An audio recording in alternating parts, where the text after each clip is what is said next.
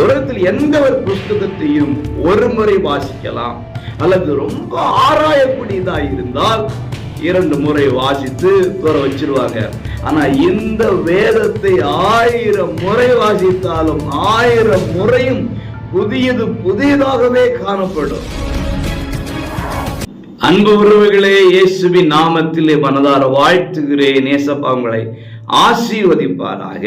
பிலேமோன் 1:21 நான் சொல்லுகிறதிலும் அதிகமாக செய்வீர் என்று அறிந்து. பிரியமானவர்களே, பிலேமோனுக்கு பவுல் எழுதுகிறார், நான் சொல்றதை காட்டிலும் நீ அதிகமாய் செய்வாய் என்று அறிந்து என்று.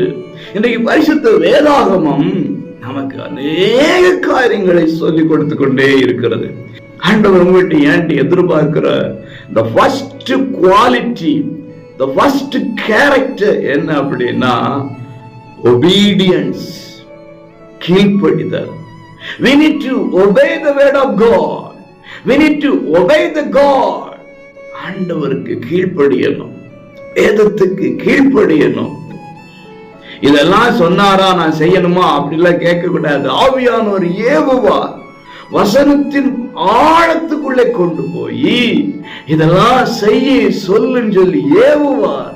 அவைகளை செய்கிறவர்களாக நாம் இருக்கும்போது இந்த வேதத்தில் சொல்லப்பட்ட ஆசீர்வாதங்களை காட்டிலும் அநாதி தேவன் நமக்கென்று வைத்திருக்கிற ஆசீர்வாதங்களும் நம்முடைய வாழ்க்கையிலே கடந்து வரும் என்கிறதுல மாற்று கருத்தே இல்லை. ஆகவே நமக்கு சொல்லப்பட்டதை செய்வோம், கடைபிடிப்போம், வேத ஆசீர்வாதங்களை, தேவ ஆசீர்வாதங்களை பெற்றுக் கொள்வோம்.